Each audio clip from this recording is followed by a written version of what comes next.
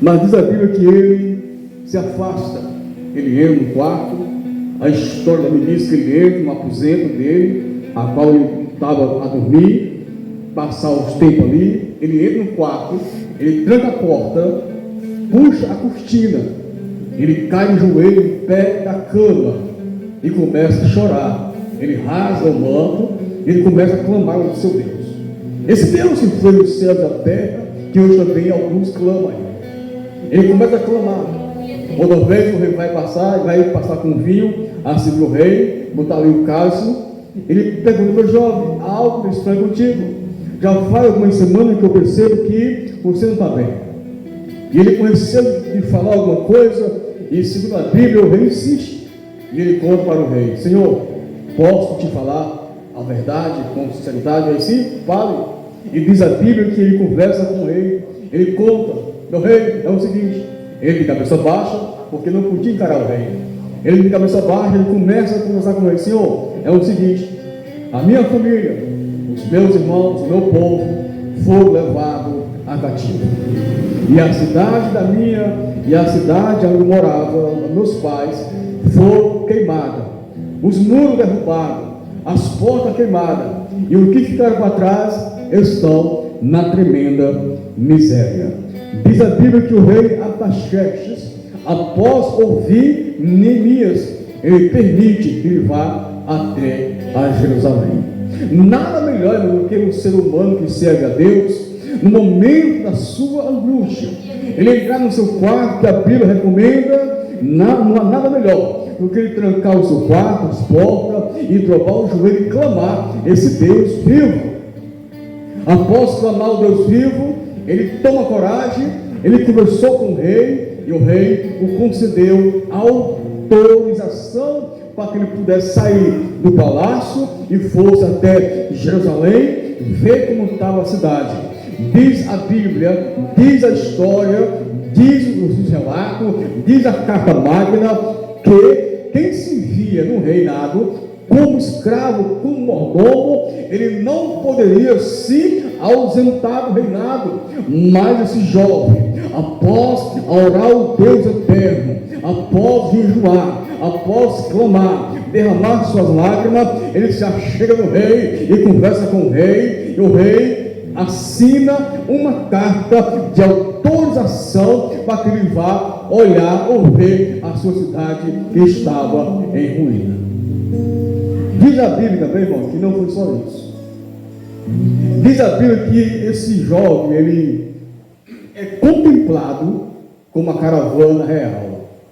Um homem de Deus, quando busca Deus, Deus faz algo extraordinário ao seu favor, com os seus e para com os seus. Diz a Bíblia que esse homem, esse jovem moço, ele foi ali fazer a visita, e com ele acompanhou uma grande caravana. E ali chegando à cidade, diz a Bíblia Sagrada que chegando até aquela cidade.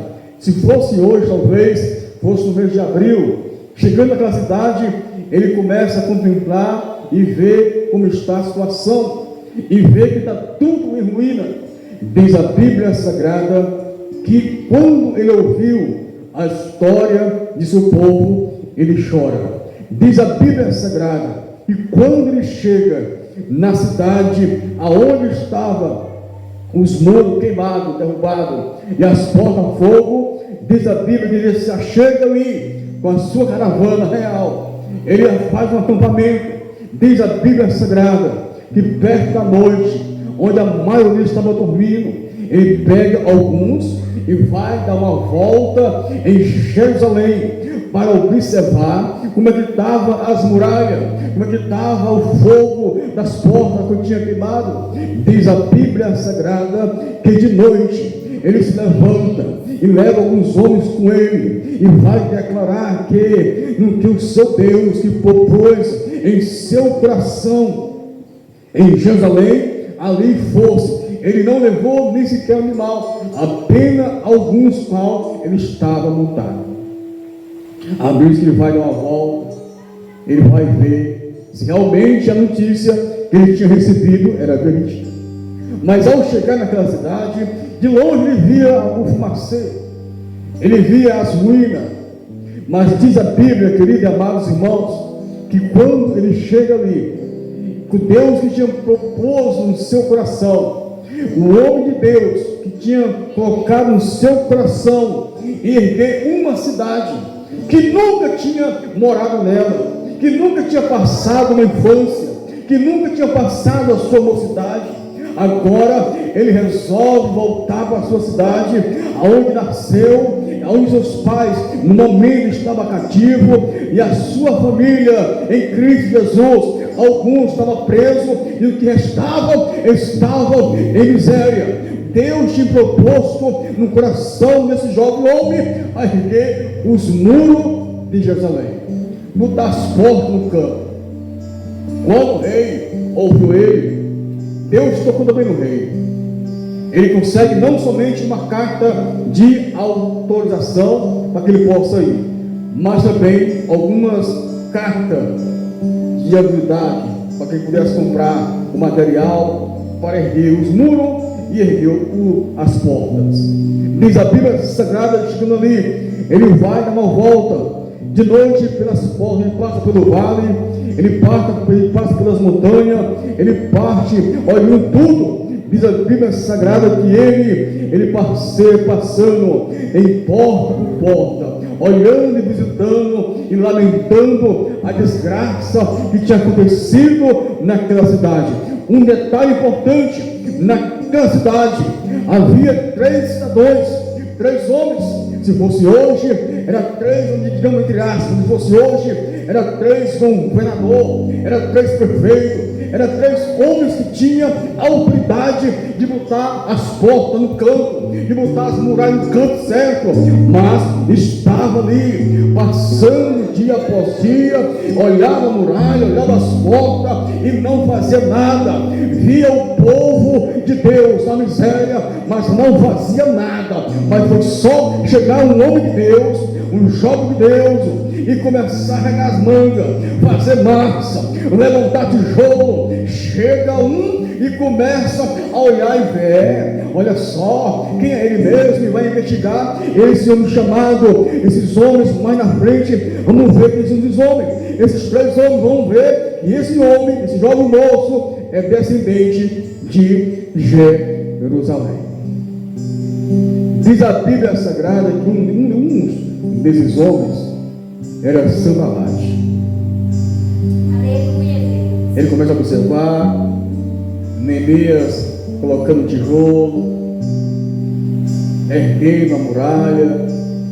Ele observa e sai. Todo dia ele ia lá olhar.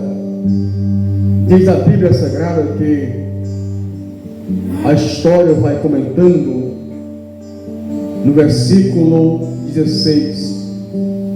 Os magistrados, aonde foi, ele fazia, porque ainda ele, até então, aos seus judeus, não aos nobres, nem aos magistrados, nem aos mais que fazia a obra, tinha declarado coisa alguma. Ele não podia declarar, porque ele foi ali naquela cidade com o aval do rei. O rei autorizou. Ele não ia pedir autoridade a um, não, ele foi o rei que autorizou. O rei que mandava num pedaço, na região. E chegando ali, ele vai ali, diz a Bíblia Sagrada. Então ele disse: bem vedes vós a miséria em que estamos em Jerusalém, assolada, e que as portas têm sido queimadas.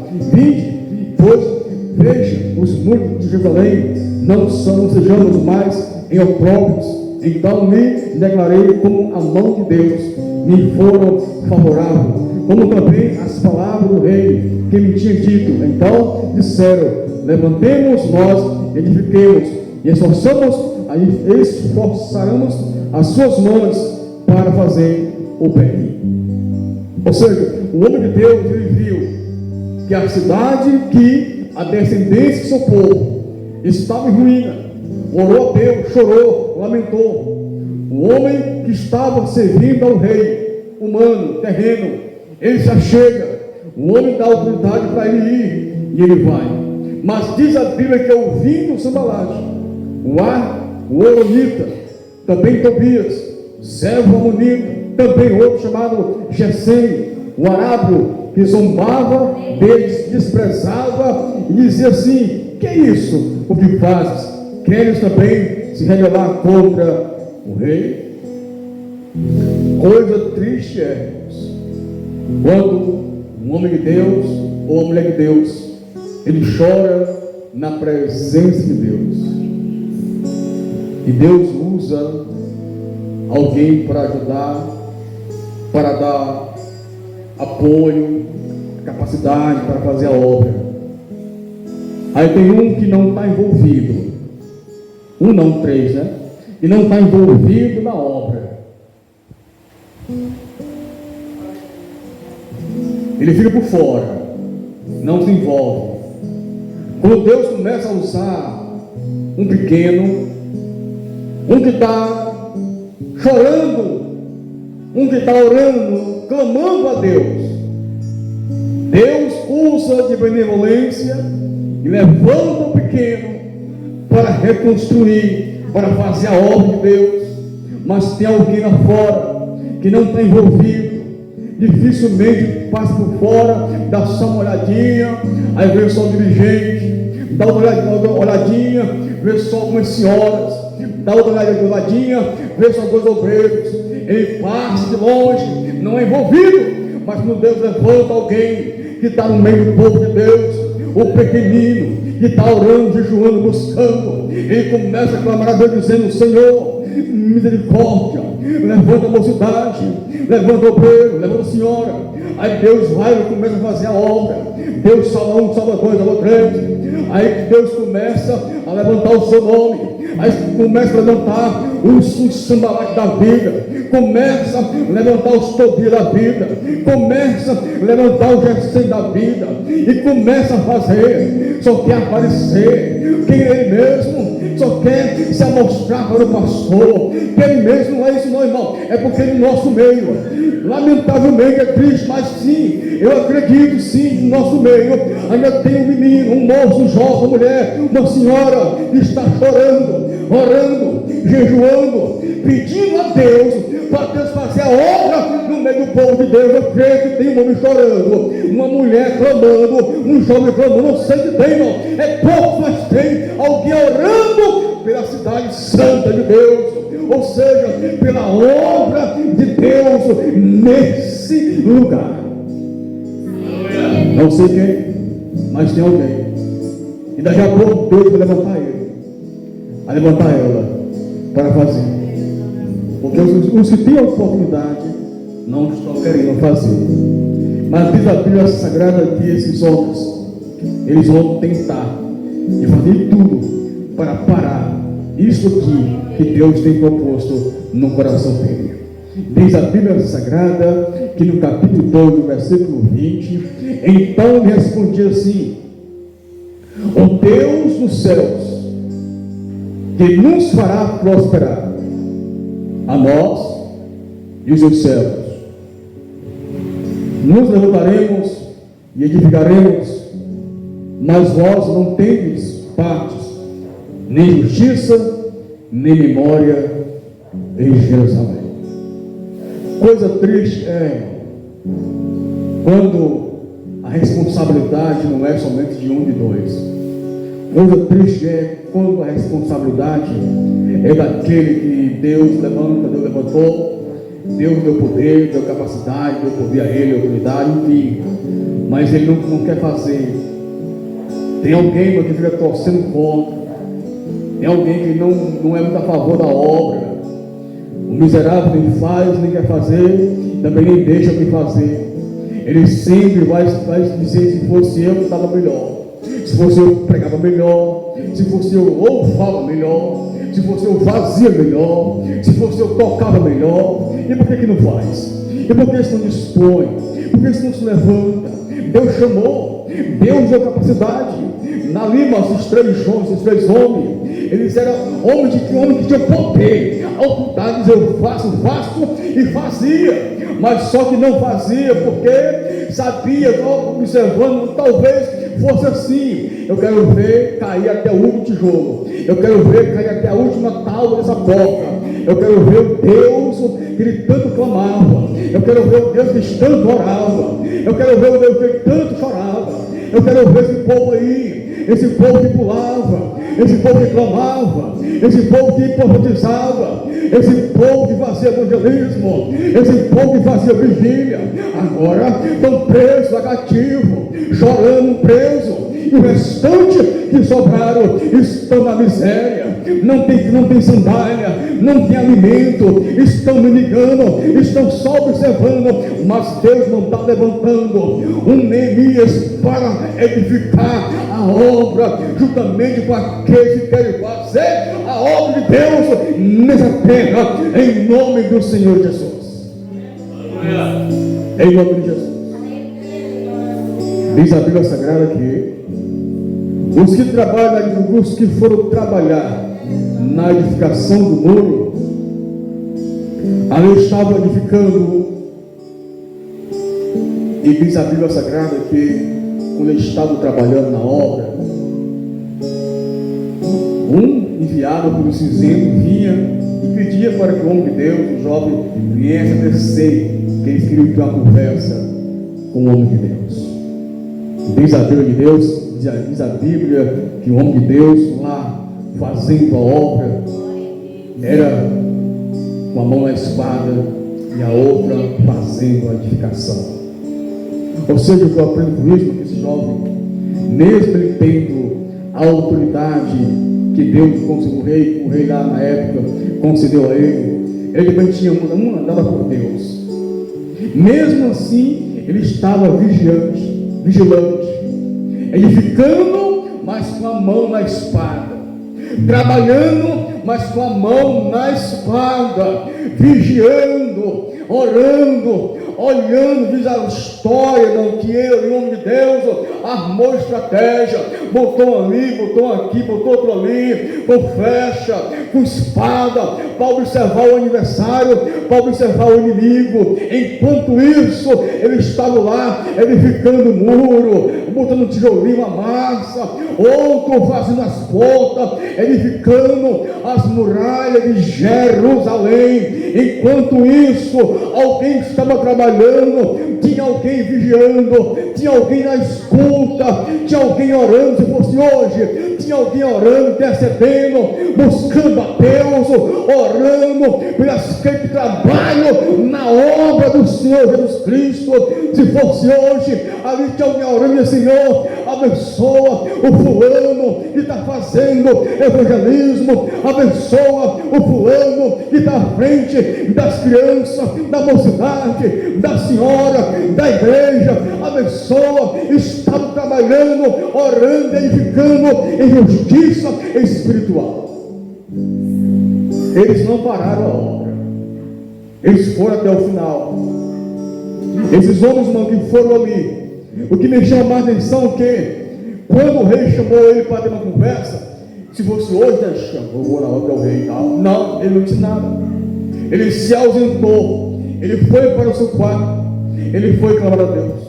Mais uma vez, ele não disse nada. Mas talvez na terceira vez para frente, ele vai ter uma conversa com o homem, com o rei. Irmão, hoje é diferente. Se nós temos alguma coisa para Deus resolver, nós temos que chorar, nós temos que buscar, nós temos que dobrar o joelho, nós temos que clamar a esse Deus. Assim eu vejo que a obra de Deus, como foi feita por esse moço chamado Neemias, diz a Bíblia Sagrada que ele não foi sozinho, ele teve sim uma autoridade, ou seja, uma libertação, uma autorização para que ele pudesse ir ali, mas ele não foi só. Segundo a Bíblia, nós não podemos fazer nada sozinho.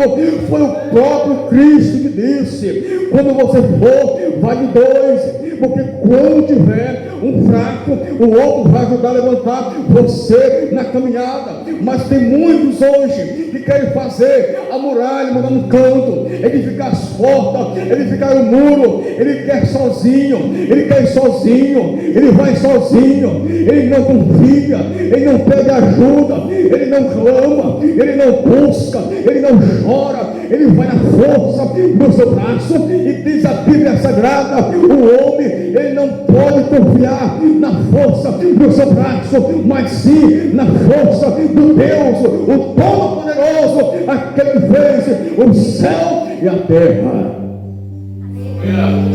Se nós, no tempo que estamos vivendo, se nós estamos a contemplar, assim como esse jovem contemplou, naquela notícia, aquele momento, que aquele rapaz disse para ele: olha só, as boas pode ser até nova, mas não é boa.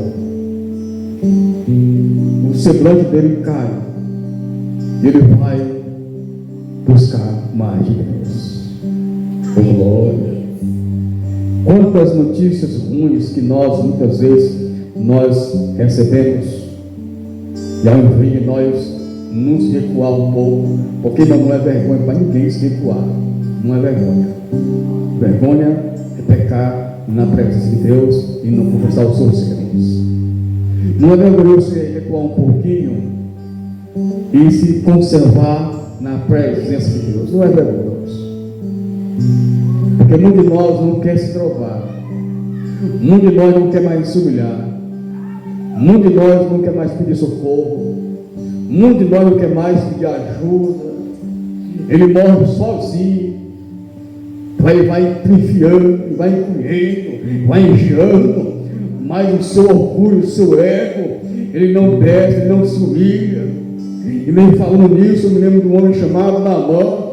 Naamã, ele foi ali o profeta nem o recebeu, mandou o seu servo, e aí a resposta não foi das melhores, porque ele fosse a um lago, açude, dar uns mergulhos, uns maiores, está muito contaminado, ele não queria ir, mas foi, mas de muita insistência, após se curvar, descer o seu ego, quando ele mergulhou, a lepra caiu. Irmão, que muitos faltam nós hoje, é nós descer, é nós mergulhar, é nós entrar de cabeça na presença de Deus, descer na presença do Espírito Santo. Meu querido e amado irmão, eu não sei como é que está a tua cidade, eu não sei como é que estão os teus muros, eu não sei como é que estão as tuas portas, mas Deus me conhece, Deus sabe como está a sua vida, Deus conhece o teu íntimo, Deus conhece o teu interior. Se as muralhas estão tombando,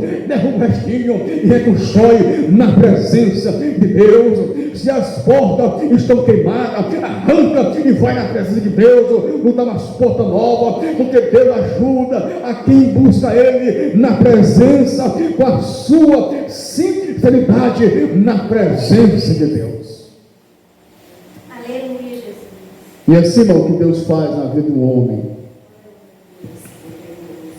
quando busca a Deus. E Deus fez coisas grandes, irmãos. No tempo da Bíblia Sagrada, dos homens de Deus, Deus fez coisa grande. Agora imagina hoje, irmão, se nós usássemos nossa fé como realmente deve ser usada de verdade. Aleluia. Compreende? Porque tudo que está na Bíblia Sagrada é verdade, é verídico. Não, mas é uma parábola, é verídica, é uma parábola, mas é verídico. A Bíblia não mente, a Bíblia é pura, a Bíblia é algo surreal. Se a Bíblia diz que será salvo você e sua casa, depende do seu esforço, depende do seu agir. A irmã disse hoje na oração, basta nós dispor, basta mesmo nós querer rasgar nossa alma e o nosso coração. Glória a Deus. Então, que Deus abençoe essa mensagem da noite.